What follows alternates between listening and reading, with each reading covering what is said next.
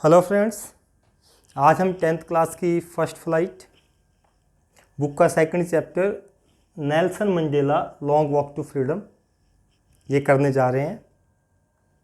Nelson Mandela ने अपनी book लिखी है जिसका नाम है लॉन्ग वॉक टू फ्रीडम। उसमें उसने अपने लाइफ को एक्सप्लेन किया है और एक्सप्लेन किया है कि कैसे 10 मई 1994 को 10 मई 1994 को साउथ अफ्रीका में से एक पॉलिसी ख़त्म हो गई और वो पॉलिसी क्या थी? अपार्थाइड की। अपार्थाइड पॉलिसी क्या होती है? रंग भेद की नीति, discrimination on the basis of skin colour, काला रंग गोरा रंग, the whites the blacks. Africa में जो अंग्रेज लोग थे वो काले लोगों के साथ बहुत बुरा बर्ताव किया करते थे और नेल्सन मंडेला ने उसके लिए बहुत प्रयास किया। जेल में रहे 27 साल, 27 years of his life Nelson Mandela spent in the prison में बिताए और ये बुक लिख दी और इस बुक में लिखा कि कैसे इस रंग भेद की नीति से हम सभी पीड़ित थे, कैसे किस प्रकार की प्रॉब्लम्स को उन्होंने फेस किया। ये सब बातें उन्होंने इसमें लिखी हैं। आइए चैप्टर की ओर चलते हैं। चैप्टर में क्या कहा?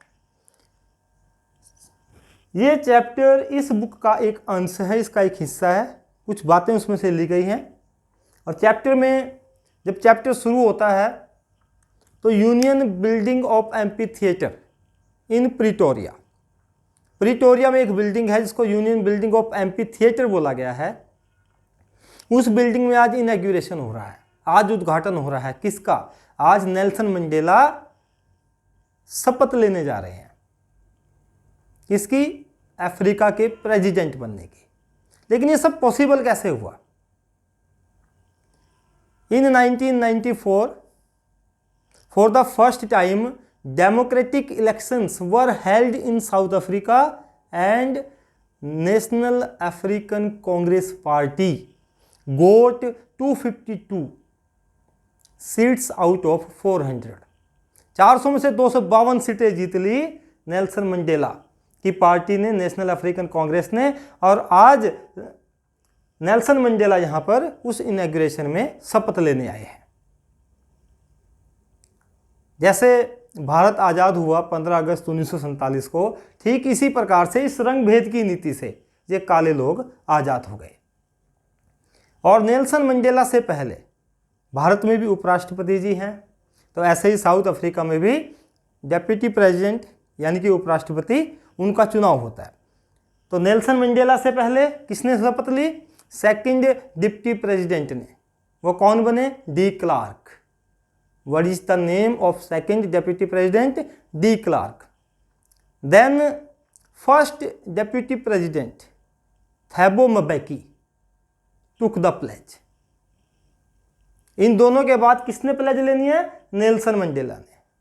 और नेल्सन मंडेला यहाँ पर अपनी डॉटर के साथ आए हैं। इनकी डॉटर का नाम है जेनानी, ZENANI। नेल्सन मंडेला जब इनॉग्रेशन में शपथ लेते हैं तो क्या कहते हैं कि जो साउथ अफ्रीका में ये विक्ट्री हमने पाई है, ये जीत हमने पाई है, ये एक कॉमन विक्ट्री है। और कॉमन विक्ट्री किसकी है? This is a common victory for justice, for piece, for human dignity. इसके लिए कॉमन विक्ट्री है। लगभग 140 देशों से VIP, very important person, VIP लोग वहां पर आए हैं इस समारोह में शामिल होने के लिए। बहुत बड़ा समारोह उस समय तक का, उससे बाद तो बहुत बड़े समारोह हो चुके हैं, लेकिन उस समय तक का ये समारोह सबसे बड़ा समारोह था। इसमें नेल्सन मंडेला प्लेज लेते हैं और कहते हैं कि we will liberate all the people from poverty, from hunger and from any type of discrimination. जैसे कि रंग भेद की नीति थी, ये डिस्क्रिमिनेशन था, एक भेदभाव होता था। इस प्रकार का, इस तरह का किसी भी भेदभाव को हम होने नहीं देंगे। हम किसी को भूख से नहीं मरने देंगे और हम किसी को गरीबी से पीड़ित नहीं होने देंगे। नेल्सन मंडेला ये बात वहाँ पर कहते हैं।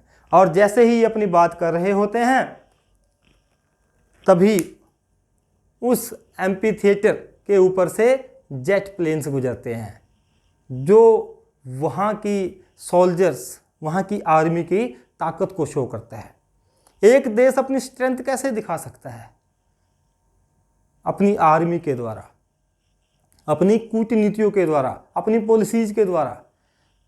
जैसे हर साल 15 अगस्त को भारत अपनी ताकत प्रदर्शित करता है। हर राज्य से सभी लोग अलग अलग तरह की वेशभूषाओं में रहन सहन को वहाँ पर प्रदर्शित करते हैं। आर्मी अपने आप को एग्जिबिट करती है। ठीक उसी प्रकार से जेट प्लेन्स ने नेल्सन मंडेला के उस इनॉग्रेशन समारोह के ऊपर से गए और अपनी जो ताकत है उसको एग्जिबिट किया, उसको दिखाया। 2 नेशनल एंथम गाए गए। भाई किसी भी देश का एक नेशनल एंथम होता है, हमारे देश का भी एक है, जन गण मन। तो इसी प्रकार से साउथ अफ्रीका में 2 वाय, एक तो गोरे लोगों का और एक काले लोगों का।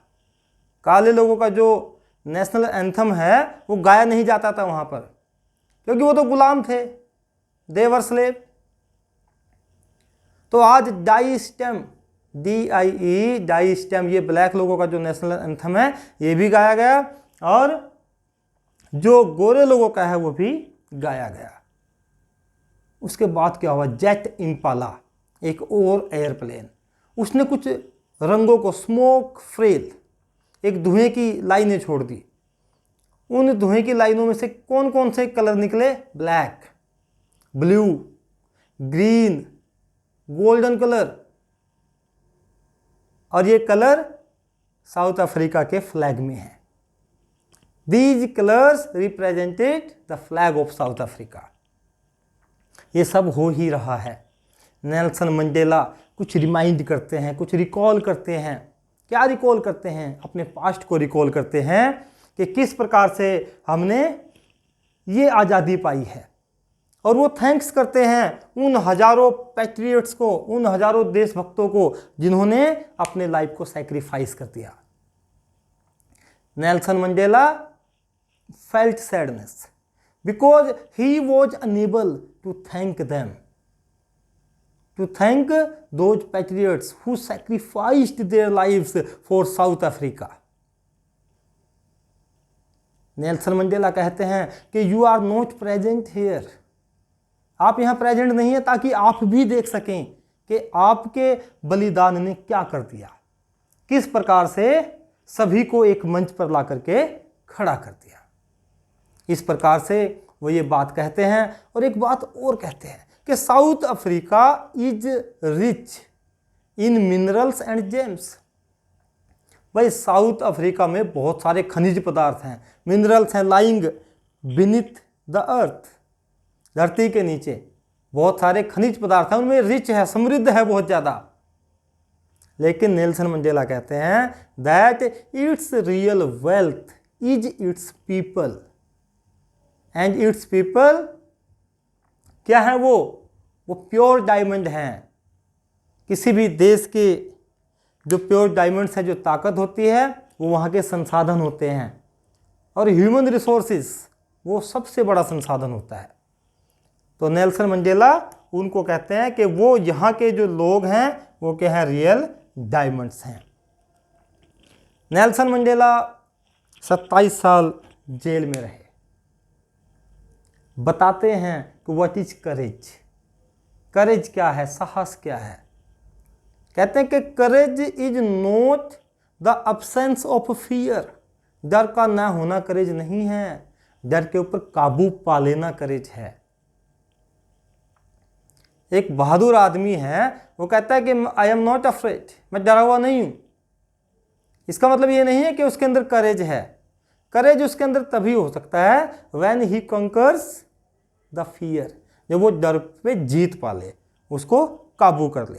इस प्रकार से नेल्सन मंडेला हमें साहस के बारे में बताते हैं कि व्हाट इज करेज।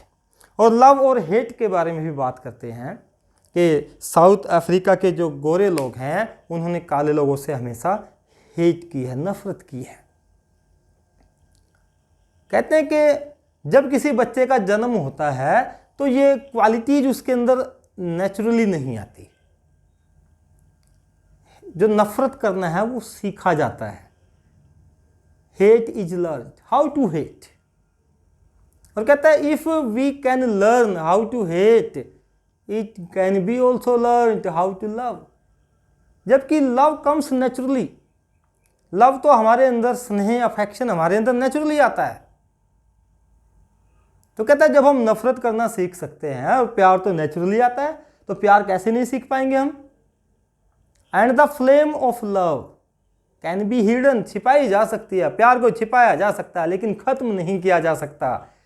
जब जेल में थे नेल्सन मंडेला एक्सप्लेन करते हैं अपनी एक बात को कि जब मैं जेल में था तो वहाँ के जो ऑफिसर्स थे मुझे एक्सप्लॉइट करते थे, पीड़ित करते थे, यातनाएं देते थे, लेकिन एक गार्ड ऐसा भी था जो मेरी तरफ प्यार की नज़रों से देखता था और वही प्यार की नज़र मुझे एक हिम्मत देती थी, मुझे एक करेज देती थी कि नहीं, यू कैन डू, तुम कर सकते हो, तुम इस अपार्थाइड की नीति को, इस डिस्क्रिमिनेशन को, इस रंगभेद की नीति को ख़त्म कर सकते हो और अपने लोगों को तुम बचा सकते हो।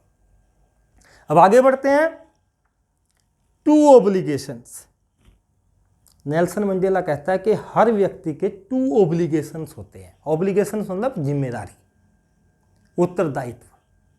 दोनों ऑब्लिगेशंस को बताता है कि पहला तो है अपने परिवार के प्रति, फैमिली के प्रति, वाइफ के प्रति, चिल्ड्रन के प्रति, अपने ब्रदर सिस्टर इनके प्रति, और दूसरा ऑब्लिगेशन जो है वो अपने देश के लोगों के प्रति और अपने देश के प्रति।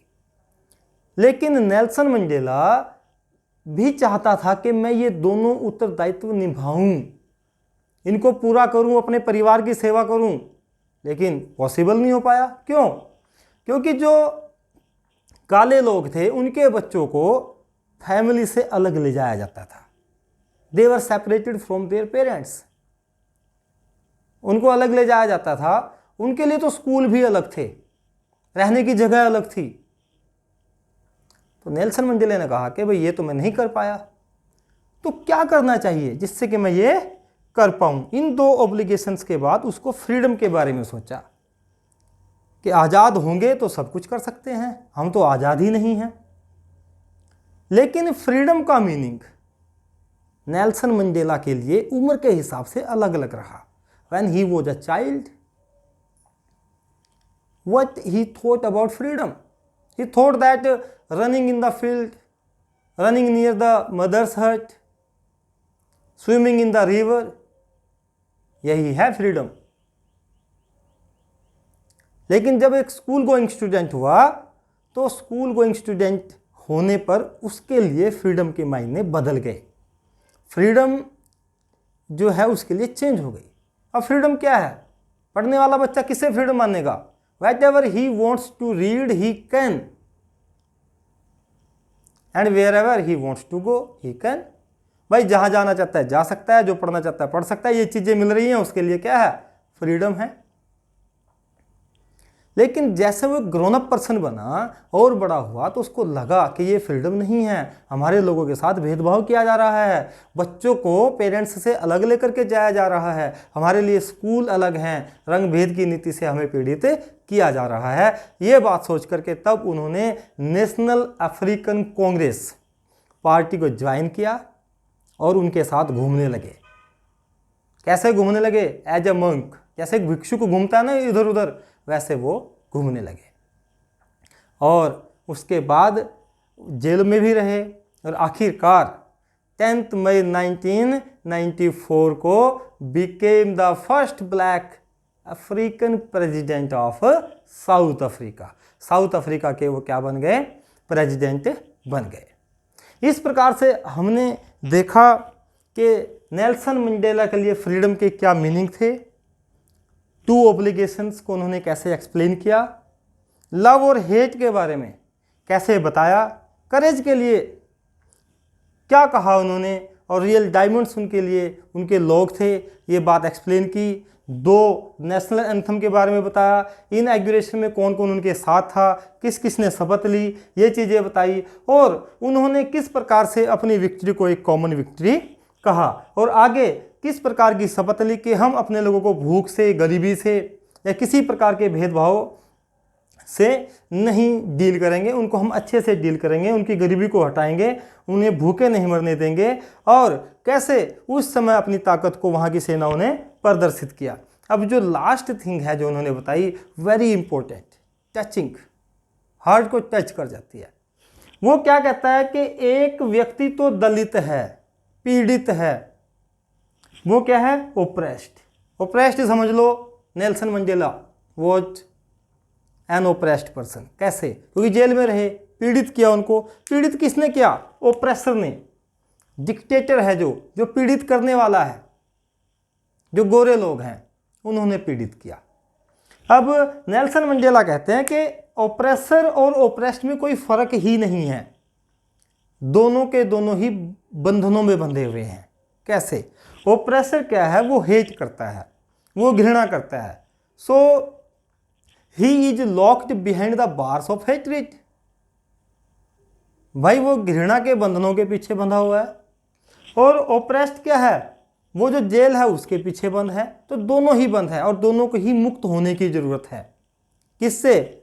ओप्रेसर को हेट से मुक्त होने की जरूरत है, और ओप्रेस्ड को उस जेल से मुक्त होने की जरूरत है। और जेल में जो पीड़ाएं उनको मिलती हैं, उनसे उनका कैरेक्टर बहुत ही चरम सीमा पे पहुंच जाता है, बहुत ही हाई लेवल पे पहुंच जाता है, ये नेल्सन मंडेला जी कहते हैं। इस प्रकार से हमने देखा कि नेल्सन मंडेला ने अपने लाइफ के बारे में कैसे एक्सप्लेन किया है।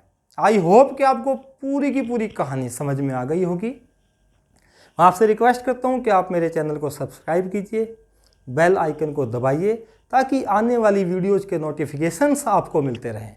यदि आपकी कोई क्वेरी है तो कमेंट बॉक्स में जाकर के लिखिए, और हमारी वीडियो को लाइक कीजिए और शेयर अवश्य कीजिए। Thank you and have a nice time.